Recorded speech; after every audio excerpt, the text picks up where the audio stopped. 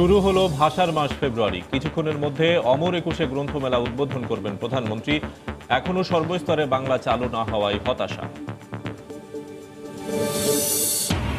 প্রধানমন্ত্রীর চা চক্রে যোগ দেবে না জানিয়ে গণভবনে ঐক্যফ্রন্টের চিঠি। এই প্রত্যাখ্যান নেতিবাচক রাজনীতির ধারা, মন্তব্য ওবায়দুল কাদেরের। রিজার্ভ চুরির ঘটনায় ফিলিপিন্সের আরসিবিসির বিরুদ্ধে মার্কিন আদালতে বাংলাদেশের মামলা। প্রক্রিয়া দীর্ঘ হলেও টাকা ফিরে পাওয়ার আশা।